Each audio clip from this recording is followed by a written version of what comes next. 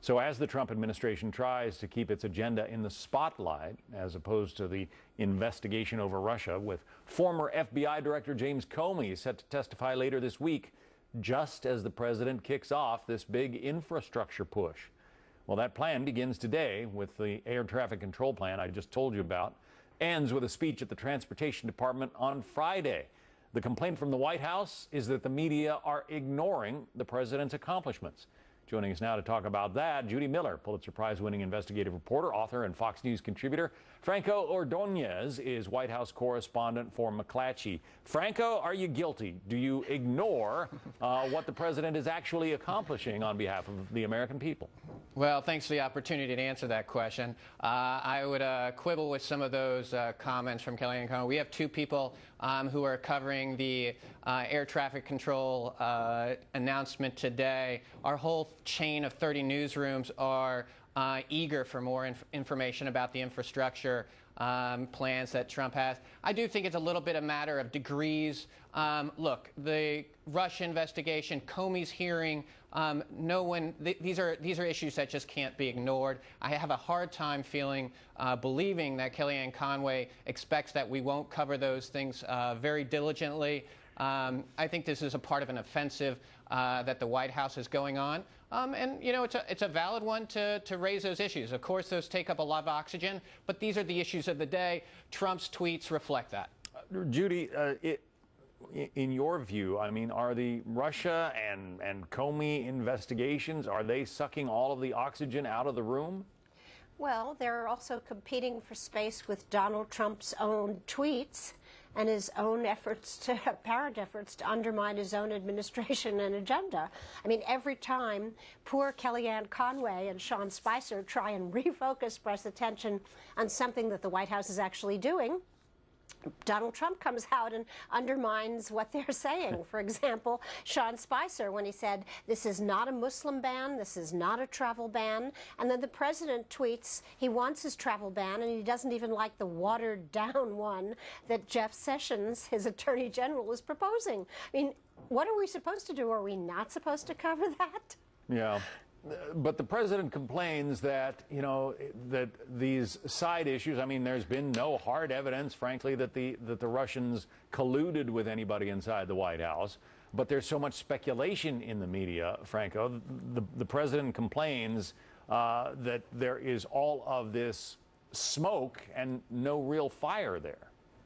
Well, I mean, I think that's what these hearings are going to be about. And there has been, there has been reports of, conversations, of talk. We've seen times where the president has said something didn't happen, and then you have the attorney general recusing himself. You have questions about Jared Kushner's contacts. We have the back channel conversation.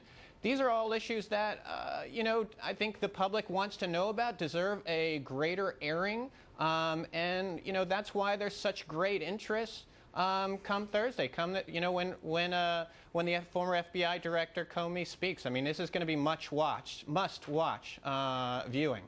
Judy, conservatives or fans of the president say if the same amount of media energy had been put into investigating what happened in Benghazi, for instance, there would have been all kinds of negative headlines of the Obama administration that, ultimately were not there. Do you agree?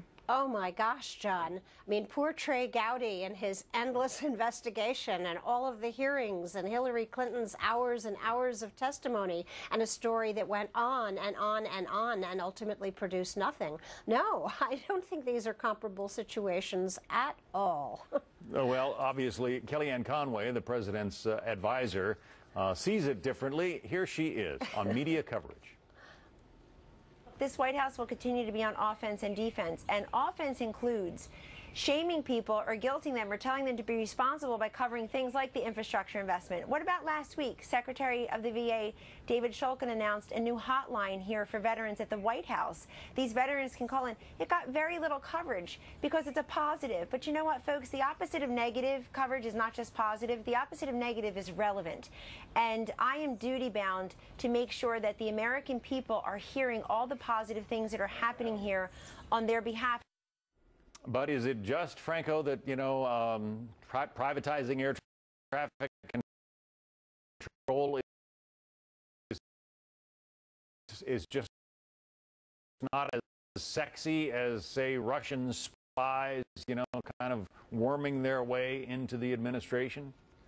I don't know if it's a matter of one is more sort of, you know, what are the consequences, what are the implications for America, and yes, there is an interest factor. I mean, like I said, we're going to be covering that.